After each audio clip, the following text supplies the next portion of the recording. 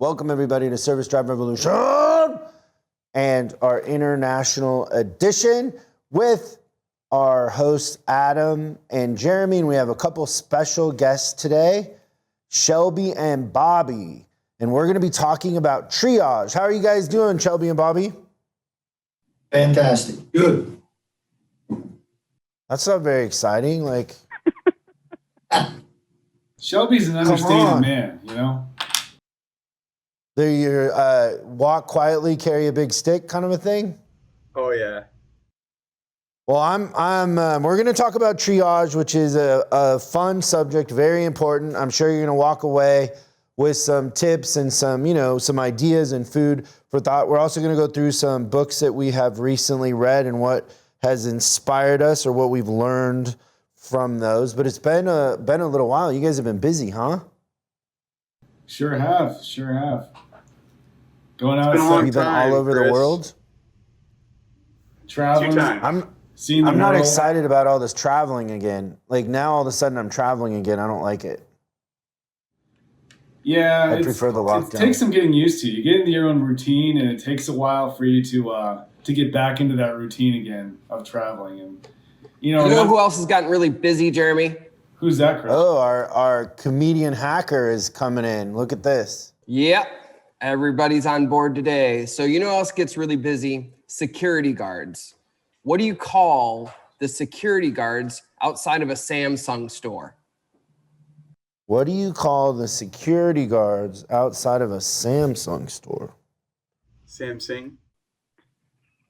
The Guardians of the Galaxy. Oh, man. That's pretty good. I like that. That was good. That was really good, Christian. So is that because the Samsung phone is called the Galaxy? Duh.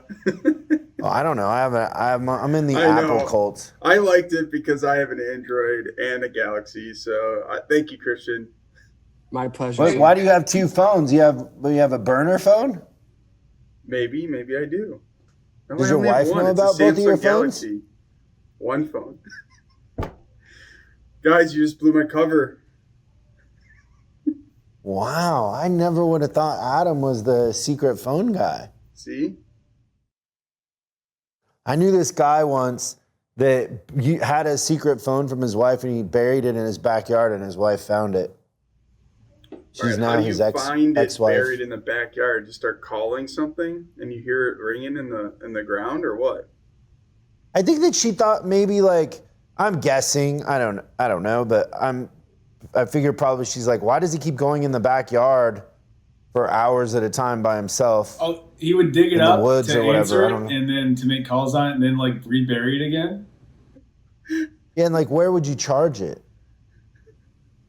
Come back inside with dirt on the side of your face or something. Man, this is too much work. That's nuts. Let's talk about the books that we've been doing. And Shelby and Bobby, if you guys want to jump in, if there's, maybe think about your favorite book or if you've read one recently or podcast or anything that's inspired you. I'll give you a couple of minutes to think about that. But what are you reading, Adam? So I've been kind of struggling to get this thing finished with timing and everything, but Jordan Peterson's 12 Rules for Life. I've been watching a lot of his other podcasts and discussions with other folks out there, but this book, I really started it probably 3 months ago, but I'm on Rule 4, and Rule 4 so far out of the first 4 really stick out to me. I'll put it that way. Comparing yourself to who you were yesterday, not who someone else is today. And I think we kind of strive in that realm a lot lately, especially with everything going on as well. But I think in regards to, parts and service for that matter, and just who we are as individuals, a lot of times we're trying to, win at everything. And sometimes I think what we've seen, some service managers, and even including myself, we're trying to win at everything that we touch or that we have, being thrown at us. And it's kind of a challenge, you can't really do everything. So we might feel like we're winning, but we're really probably not. And it's really important, to really focus and have a focus on the task at hand, and not trying to be the master, or jack of all trades, master of none, is kind of what I call it. But really, what kind of really stuck out to me so far in this quote is, no matter how good you are at something or how you rank your accomplishments, there's someone out there who makes you look incompetent. So if you kind of think about that, I don't know about you guys, but that's kind of resonates with me, because there's always somebody else that might be doing it better. And that's kind of the struggle I think that we all have out there, is if we become complacent, somebody else will definitely make us incompetent, because someone else out there is still trying to continuously improve and get better. And I think that's the moral of this rule, right? Is continuously improve, reflect, and just trying to beat yourself and to be your best self, and continuously moving forward. So yeah, this book, I think, in a way is kind of, I know he's philosophical, and some of it kind of goes a little bit above my head, so it really takes me a little bit longer to kind of really think about things and how he says it. But so far I am enjoying it. So that's what I got going on, Chris. Yeah, I used to have a T-shirt when I was in high school that said, "Somewhere out there, someone is practicing, and when you meet them in head-to-head competition, they will beat you." A lot of Nike slogans are like that. It was kind of badass too in high school, because I think people assumed I was the one that was going to beat him. Because why would you wear a shirt if you it takes a lot of confidence to wear that shirt, but people come up and they're reading it, and then you're like, yeah, what do you got? Okay, can I tell you my favorite rule in that book? And I've read that book twice. Are you doing Audible or are you reading it? Audible. Yeah. The one about the kids, don't raise kids that you don't like. Do you have to like them all the time? Yeah, it's your responsibility, Jeremy. That's impossible, Chris. I'm sorry. No, that's the problem with a lot of what's going on, is these people have raised kids that don't really have the skills they need to face challenges.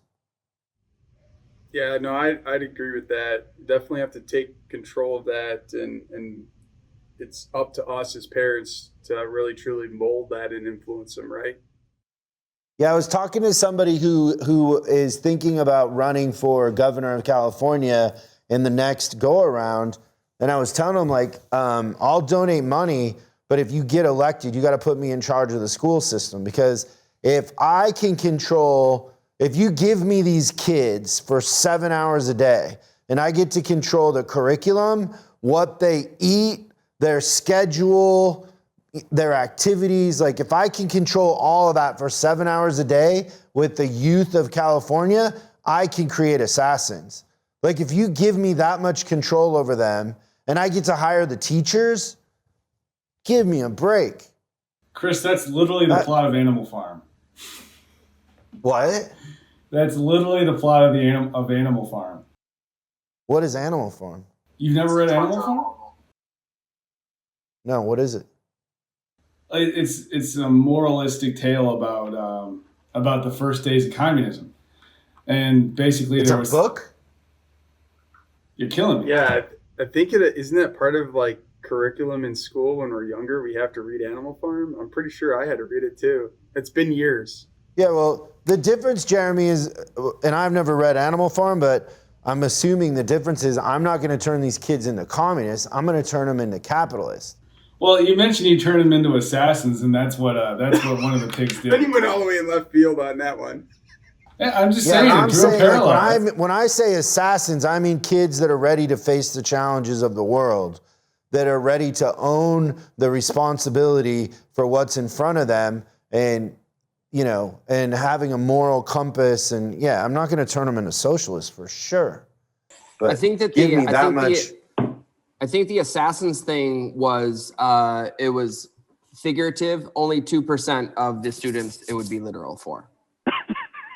Thank you for the clarity, Christian. Appreciate it. Adam, I also had a quick question for you. Yes. Knock, knock. Who's there? Tank. Thank you. You're welcome. Wait, did you spoil his joke? I did. I got one. I'm Yes. pretty pumped. You did a good That job. may be the first time. That's awesome. I'm proud I'm of so him. jealous of you, Adam. I'm still okay, laughing, Jeremy, though. what are you reading? What's inspiring you right now?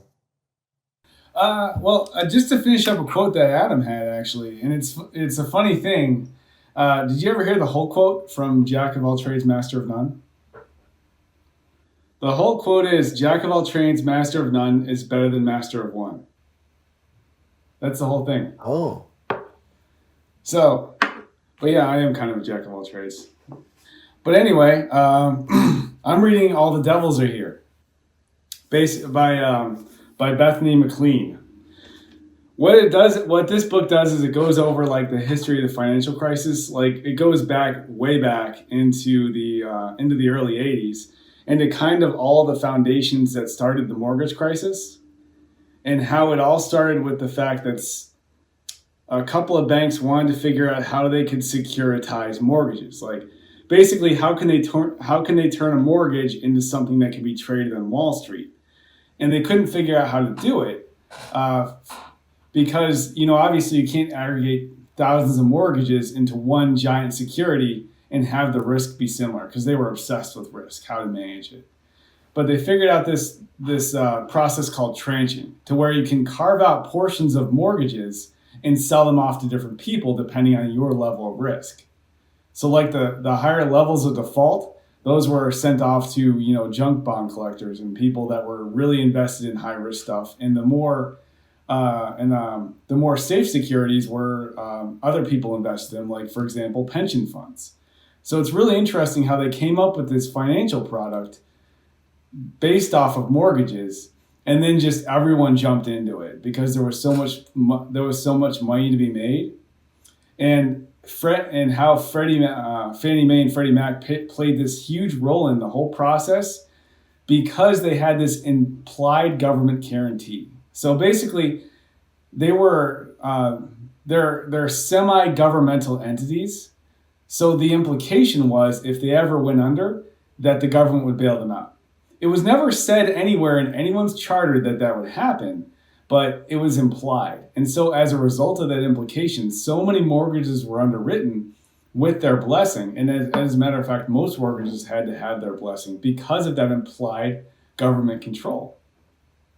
And anyway, I'm not all the way through it yet, but it's a very interesting process about, how some lenders took a while to jump in because they didn't like the risk, or they wanted to only sell mortgages to less risk borrowers, and then it just went crazy after that. But it's a really good book, and I'm really interested in business and the kind of things that motivate businesses, whether it be financials, dealerships, whatever. There's all different kinds of motivators, and this one it was partially driven by the actual urge to put people in houses, but it was mostly driven by the desire for profit.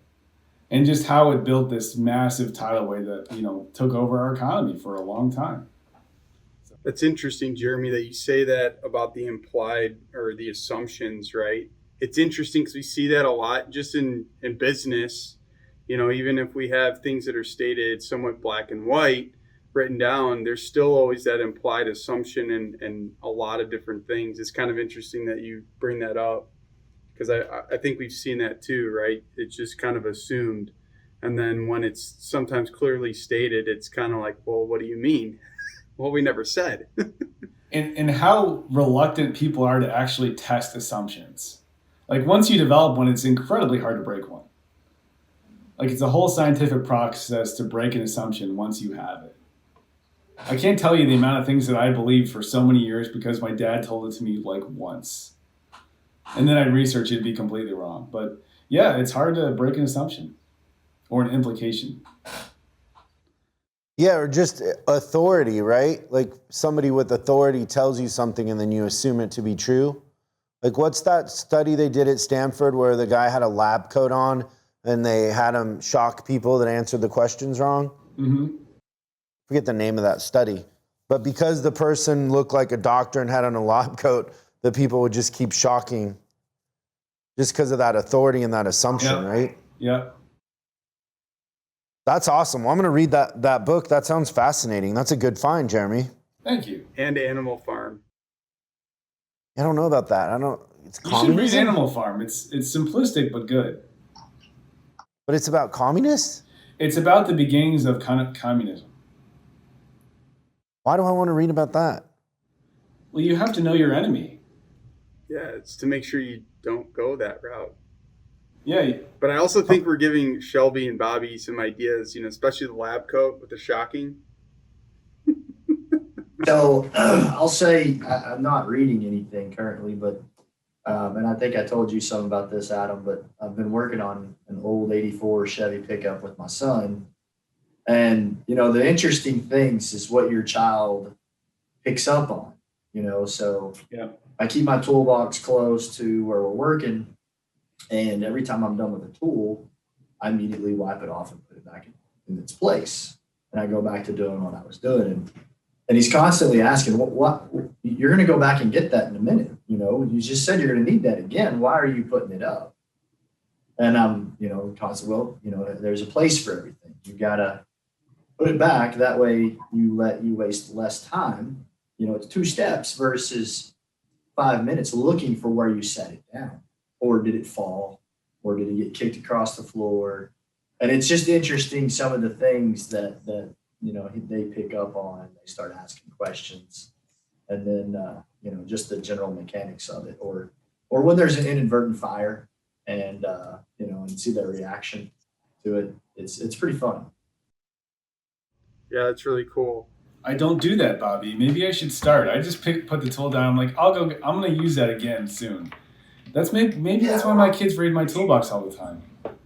And don't If you pay attention to the technicians in the shops that are most profitable, they're very organized people. They keep their tools in a specific order, and they don't lay them laying all over the floor. And I just picked up on that as I grew up, in the shops, and I've just kind of started that whole throughout working on things. That's how I operated. So, and I just do it. I don't realize that I do it most of the time anyways, until he says something. Yes. I'm like, well, this is why I do it. But I guess I didn't realize that I was actually even doing it. It's those little habits. I think it's funny you bring that up too, because when I was out in the field and we'd go into some dealer visits as well, the tool audits or whatever, and there's a couple of different things I could always tell, like if the shop kind of had a good working operations, is it their tool room was somewhat organized where they could go find the tools and they were put away and clean. That's the same thing in every technician's toolbox. If they're clean, organized, it's that sense of pride too. And they're probably putting more pride into their work as well. And they're being more efficient, right? Yeah, Well, totally. and every tool costs money. There you go. You got to replace.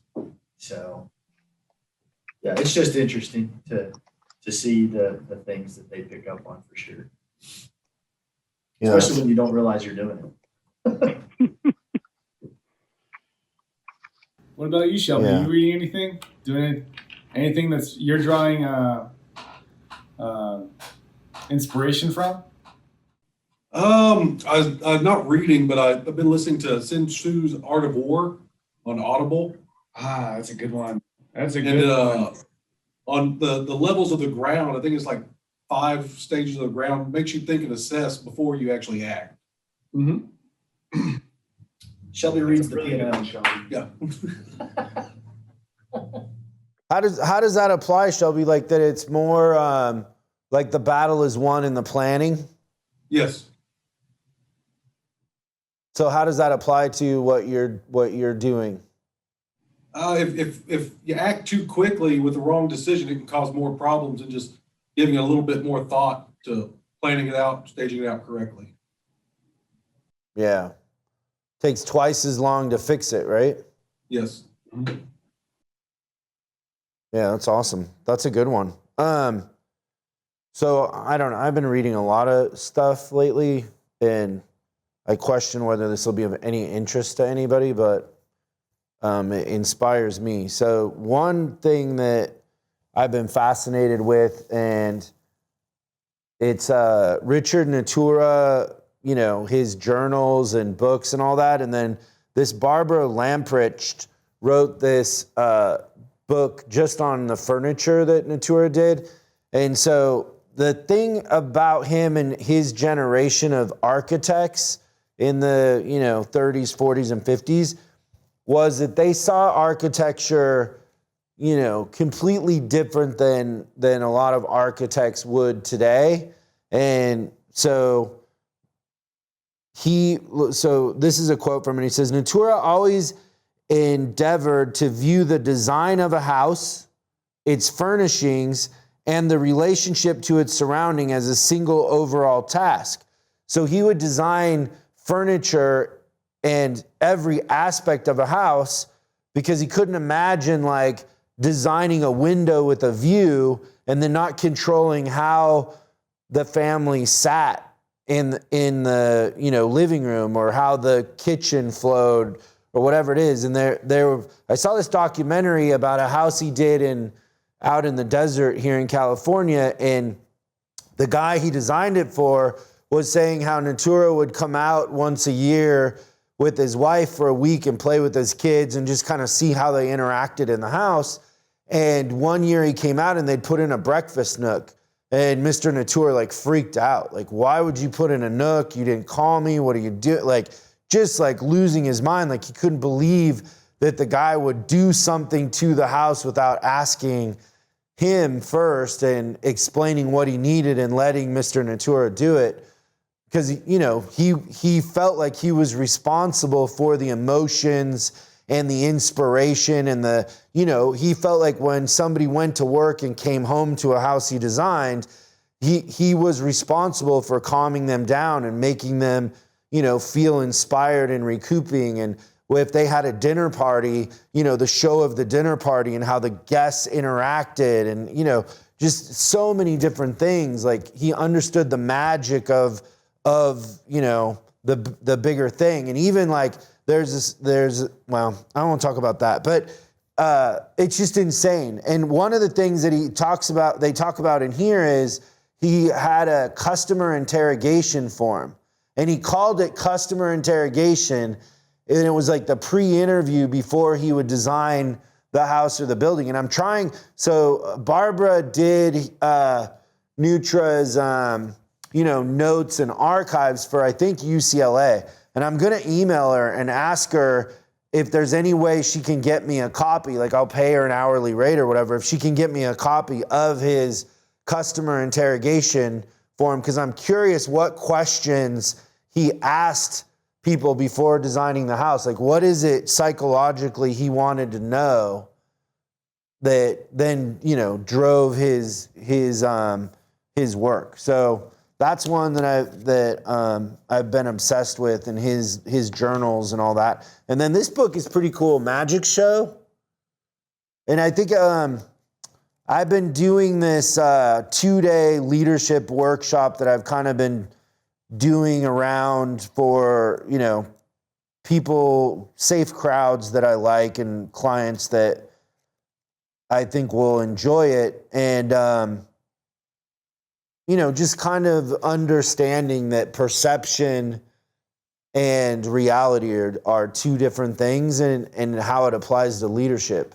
Like, how people perceive your authority is more important than you actually having authority, and how that perception firewall happens, that if people perceive you to be an expert at something, or to be a leader, or to be better at something than them, then they, you know, it changes the relationship that you have and the leadership that you have, and how that dynamic works with people, because it is more about perception than reality. And I never have liked the saying, fake it until you make it. I've always thought that was very disingenuous. Like, I always feel like when people say, well, you got to fake it until you make it, it's like, well, it's almost like you got to lie until, you know, it never really feels right to me, that sort of thing. So reading about magic and how things are, you know, framed and perceived is fascinating to me. So that's where I've been. Chris, do you think that anyone actually truly makes it after they fake it for so long? And then what's the ending result after that? Man, that's a great question. Well, maybe I would answer that people that make it, that fake it to make it and make it, might not be making it because they faked it. But a lot of it comes down to permission. And a lot of what happens is, you hire a guru, or you do a diet, or you watch The Biggest Loser, you go to a Tony Robbins convention or whatever it is. A lot of that comes down to you giving yourself permission to do it, and the confidence, like you kind of get a sort of false confidence because you see the other person do it, right? And so that maybe it has more to do with confidence in a sense. Yeah, I can see that. Does that make any sense? I think so. So faking it until you make it might mean giving yourself permission and just having confidence. Now, the thing that I find where I think I veer from a lot of people on this is I believe that confidence is created by putting in the work and by failing at things and not giving up. And you get confidence because you've been to war and come back and now you understand it. Confidence isn't something you can really fake. And that's why I think people get hung up on the fake it until you make it is, why don't you learn it? Why don't you go find a mentor? Why don't you study it? Why don't you put your foot in the water and feel it out and be more realistic about it? Does that make sense? Yeah, I think so. Bobby, I think you had something to add in there as well. So the fake it till you make it, what do you think though? How do you think those people are perceived by their peers or employees even? Fake. Disingenuine. I would much rather be led by somebody who says, I don't have it figured out, but together we could do it. Let's go. Right? I would much rather have somebody tell me, like, one thing I always say is, the leader I am today isn't the leader I'll be a year from now, because I'm constantly getting better. And it's more about the progress than it is appearing to be the guru, I think. What do you guys think?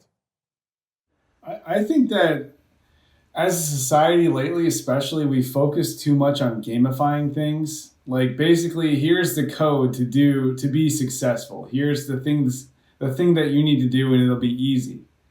And I don't think that's the truth. And I think that anyone that's trying to find the easy way to do something, it's not going to be successful in the long run. Change is slow. Change is painful.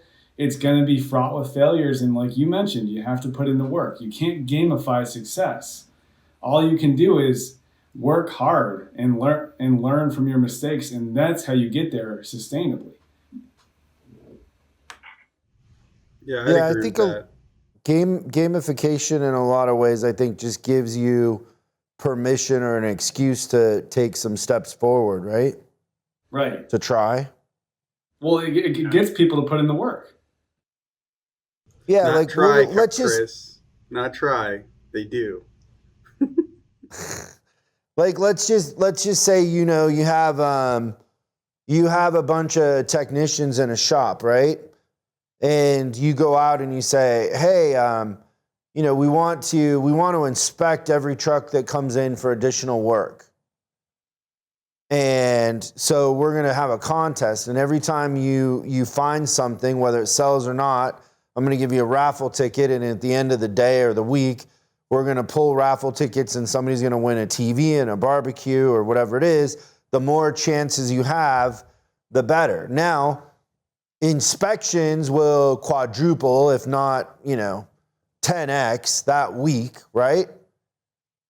And so what is it that's happening there? Like, if I came in, so just think about this, you guys, if I came into that shop and I privately interviewed every technician, which I've done many times, I did that for like 10 years, And I asked every technician in private, let's say you're a technician, Shelby, okay? Shelby, what's your process, whatever, and you tell me your process, and I go, do you look over every truck for any additional work? What are you going to say, Shelby? Yeah, we always look over for additional work. Yeah, so the technicians always say that because it's the thing they're supposed to say. But how come when I gamify the shop and all of a sudden now we have 10 times the opportunity, right? And so what do you think, Jeremy? In a sense, that's giving them permission to do it. It's inspiring them to do it. What is happening there psychologically that they say that they're doing it, but they're not actually doing it? And then you gamify it, and now all of a sudden, everybody's doing it, or most everybody's doing it. There's usually one guy in the back that's like, screw this guy from California. I don't want his barbecue. It could be partially. But what the is that, Hawthorne Jeremy? effect, too. What did you say? It could be partially the Hawthorne effect too. Like basically, because we're gamifying this, we're going to start to measure it and recognize the technicians that are doing it. Because you're starting to measure it and you're starting to pay attention to it, inevitably, those things will increase. Whatever it is you're trying to increase, like in this case, inspections. Yeah. And so like same sort of thing. Like, so we have a lot of service managers that'll go through the training, that will ask for help, and you'll come out and help them. And they know that they need to do better. They know they want to do better, but it's hard for them to take the leap of faith because they also want job security, right? And so they're caught in this, like, if I do it and it doesn't work, the consequences are probably worse than if I just don't do it at all. Would you agree with that? I'd agree, honestly. It's resistance. What is it? Perceived benefit is always less than potential repercussions of failure. Like that, it's hard to overcome the resistance for change for that reason. I think some of that's built into the culture and the environment that the dealership's in, though. Because if you're not, constantly challenging your people or creating change and allowing them to make change, then you have that fear of failure once the change doesn't work. Yeah, but I think as an industry, Bobby, we most of the people that own dealerships or run dealerships didn't come from fixed ops, right? It's a small percentage. So they're focused more on iron over the curb, sales, and those sort of things, and they don't understand fixed ops. And so it creates this environment where service managers and parts managers, for the most part, would rather not be the focus and not get in trouble and not bring attention to themselves and just sort of get by. And no news is good news, in a sense, is kind of the controlling narrative in our industry as a whole, right? I'd agree with that. So I have an idea. What I propose is I'll buy a Corvette. Adam, you buy a Corvette, and we'll have a competition for parts and service managers. Whoever can take a leap of faith, have the biggest increase in net to gross, I don't know, turn, right? Uptime. We could come up with a couple measurables and watch how many people actually will use that as permission to then take a leap of faith and do the things that they're a little bit afraid of doing. They know that they would work, but they also know that there's going to be pain involved, that they're going to fail and maybe get in a little bit of trouble. What would be the thing that would be worth it? And I think a 2022 Chevy Corvette might do that. Well, let's hear from Bobby and Shelby. What do you guys think? I think that you put any kind of a carrot or challenge out there, it's going to create gamemanship, and it's going to create competition where people are going to strive to do whatever measurable it is that you're focusing on. And that's, if you want to succeed, a lot of times in business, you need to pinpoint what your boss thinks is important and make sure you're paying attention to it. And if those are the measurables, then that's the case. But what I'll say is, from what I've seen through some of the service manager training and some of the parts and service manager training that's gone on, is when you're in those classes, like our management group sees and knows the P&L, understands their departments and their profitability and how they affect the bottom line. And you see a lot of other dealers that have managers that they don't know those things. And I think a lot of that isn't necessarily that they're not smart enough to get it. It's that their dealership principals or, upper management doesn't share the data with them to where they can actually learn it. I think that's, as far as profitability and operations as an industry, I think that's one of our biggest issues when you talk to another service manager, another parts manager, is that they not that they don't know the numbers or how to they just don't get shared. They're withheld from them. Yeah, and what they're told is get more gross, but more gross doesn't necessarily equal more profit, right? Yep. And I think the other thing too that happens there is that when you get those managers to take a leap of faith and they have a little bit of success, right? So they try something, they have a little bit of success, they gain confidence.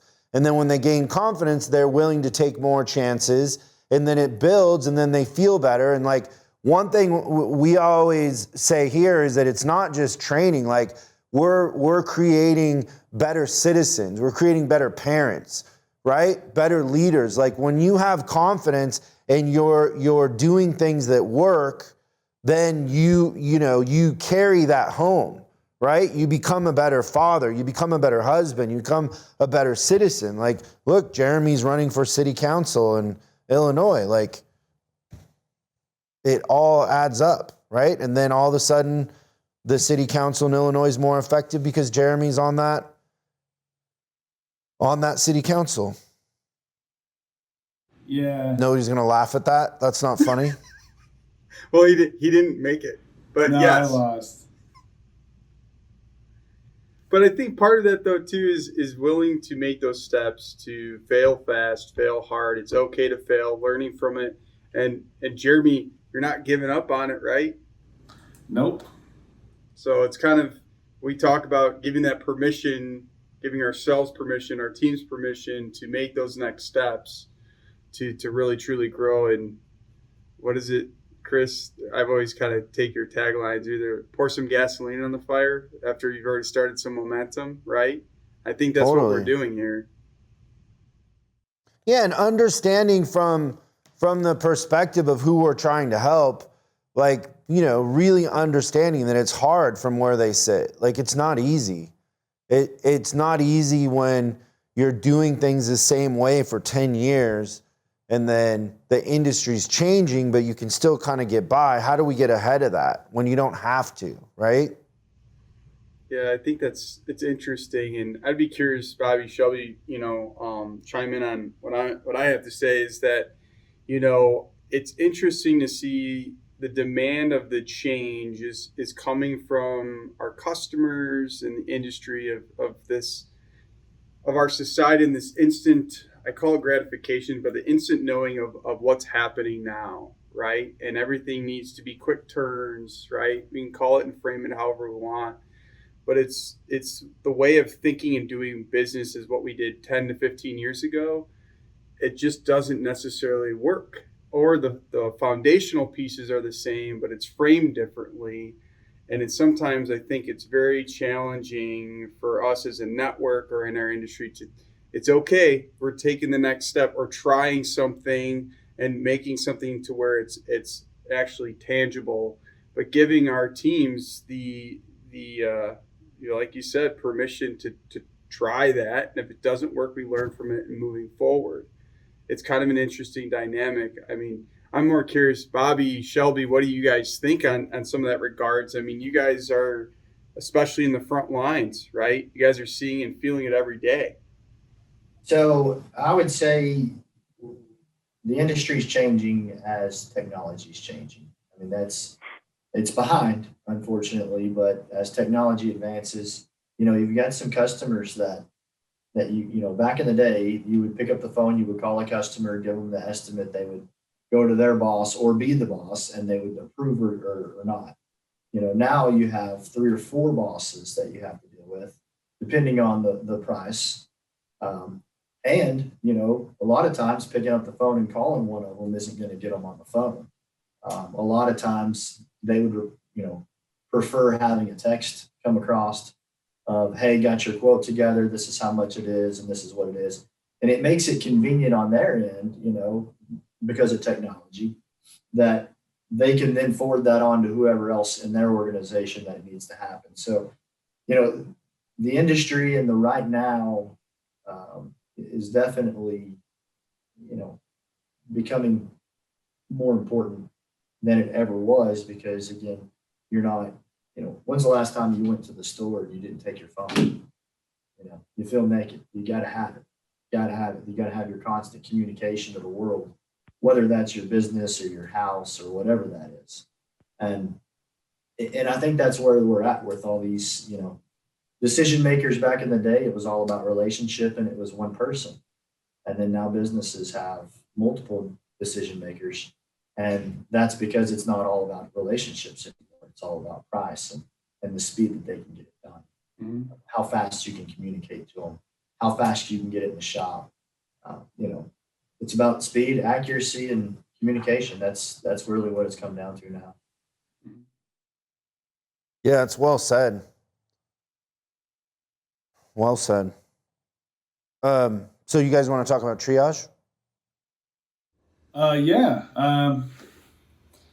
One of the things that I've noticed that really helps the dealership succeed, it's an effective triage process, and the ability to get trucks in and get an immediate assessment on them, and then from there put them in the bucket they need to be in, as far as the complexity of the repair, whether or not parts are in stock, whether or not you have a technician that is qualified and available to do the work. That's just a huge differentiator from that I've seen and our team has noticed among dealerships. Now, I would say there's the number one issue I've seen is culture for dealerships, but an effective triage process is really close to it in terms of maximum throughput. And bring Shelby and Bobby, it wasn't an accident we brought you guys on. You've gone on quite a journey with triage over your triage process over time, and you're seeing some results from it. So I kind of wanted to ask a little bit about from your dealership's perspective, what's the journey you went on to get to an effective triage process, and what kind of results and what kinds of effects are you seeing from it so far? It took us a while, honestly. We tried a couple different things. They failed, but we just had to keep going until we found it came down to the right guy and selling it to the technicians in the shop that this guy's going to look at everything first, most everything first. And then, that we're giving the job to the best suited technician afterwards. It did take us a while. We got a successful plan now. We have the right guy is what it comes down to. So tell us a little bit about those mistakes, because I think that's, really important for the listeners or viewers to this, is like go back to day one when you decided that this was something you were going to do. What did you do, and then what were the mistakes, and how did you navigate that? But what were the specific mistakes early on? So in the beginning, we had, an hourly guy, one of our newest guys to the department, in the service department, that didn't know much about trucks, and he was essentially to pull codes. If there was a fault code action plan, to follow that for however many steps he was actually capable of doing, and then turn that in to the service office. The service office would then communicate back to the customer and just say, hey, you have these codes. It's probably going to be a few days before we get another tech to look at, just to give them an update. We realized that was not the most efficient way of handling that. And that person that was doing that quote unquote triage was not being effective or billable in any form. So, and profit matters, right? So, Yep.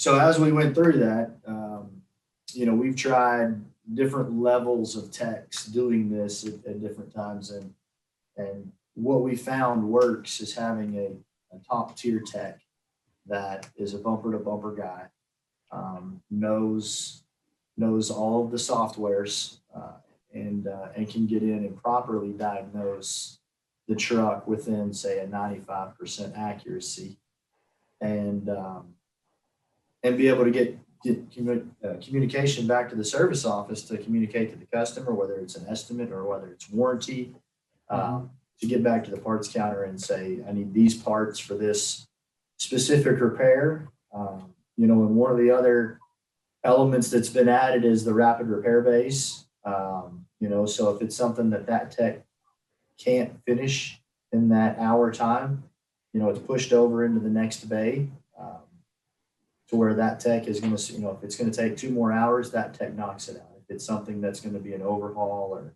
a more extensive repair, or even whenever he can't fully diagnose, the problem within that first hour, then it goes to, the next level guy or a journeyman tech that, and that's communicated back to the customer.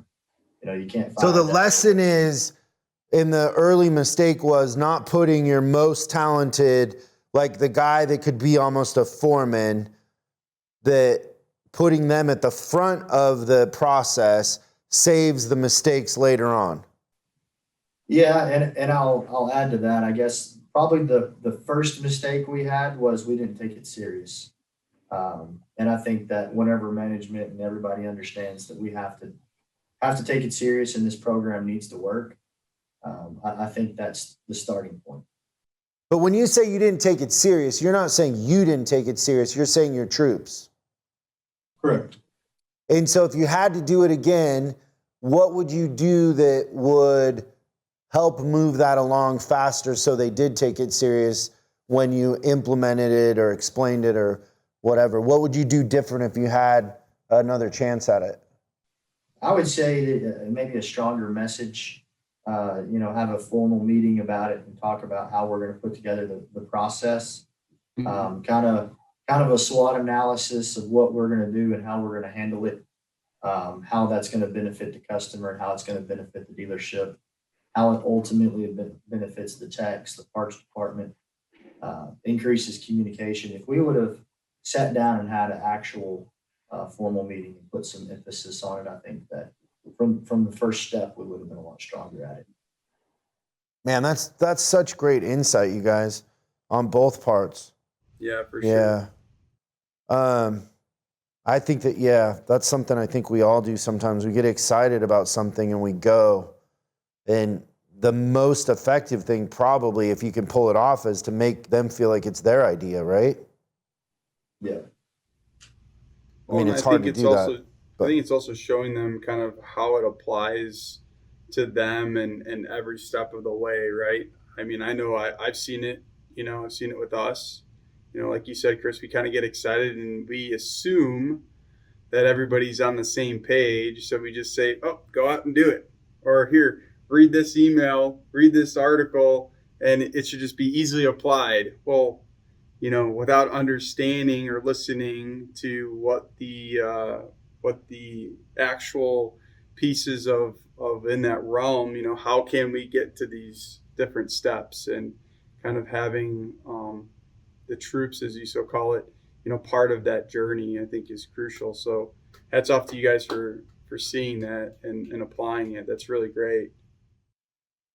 Yeah, just the level of reflection and understanding that you have of it is, just shows how, far from the pack you are just in your thinking, which is, fun and inspirational. So what else, Jeremy, kind of help drive here? What else have you seen that Shelby and Bobby are doing that others can learn from?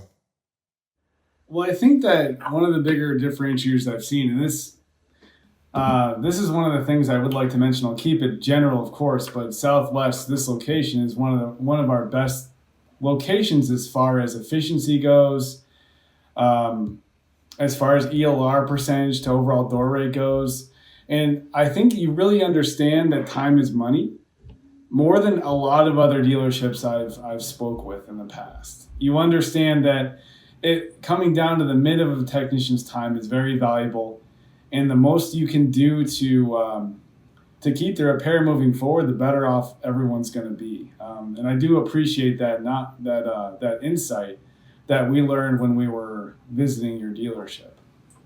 And also, I like the communication and workflow that Southwest has. They have a big board, a visual management board in the service office that tracks the progress of every job, who has that job, and roughly estimating like what its next step is going to be and when it's going to be done. And I really like that because it's something that everybody owns, and it's a really good tool for seeing where the workflow is. Like I could look at that board as a guy walking into the service office and see how things are going. And it's just the attention to throughput and the attention to the value of time at Southwest is something that I don't typically see.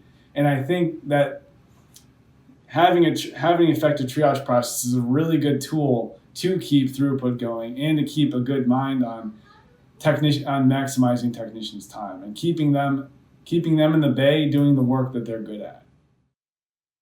When you say time, Jeremy, you're talking about techs and the customer, right? Yes. Sorry, Adam, what were you going to say? I'll share Bobby. something that happened last week. And it wasn't actually at our Fort Worth location, it was Dallas. And we had a customer come in, and we have a huge board just like the other one in Fort Worth, and he wanted to get some status updates on what he had going on. So I was in the office, I walked him over to the board, and we're sitting there talking about all the stuff that he had on authorization hold. And he had 4 units that were waiting on approval, and his competitor company had 4 that were waiting for approval as well. And he was like, so what are y'all doing with these other trucks? And I said, well, as soon as they call and give us approval, we'll get them around the shop. But, just so you know, the same technician's working on some of your trucks too. So he gave us an approval on the spot to make sure that he got his trucks in ahead of the other guys. So, it's a great tool for the service office, but it was also really neat to see how the customer, interacted with it as well. So it was all very positive. It was pretty fun. But yeah, I thought I'd share that with you guys because y'all saw. No, that's awesome. What I really enjoy about seeing that stuff is that your team takes ownership of that, right? And it makes it a part of their process.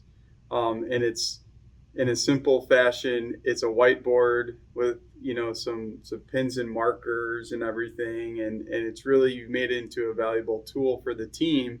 It's nothing super fancy, but it definitely works. And I enjoyed that the team really takes ownership of that. I think that's what's crucial, is about the team taking ownership of your guys' process to make it sure that it's down to its most efficient manner for what works for you guys. So hats off again. I'll say that, in what I do, it's important. You call it ownership, and that everybody, I call it drinking the Kool-Aid.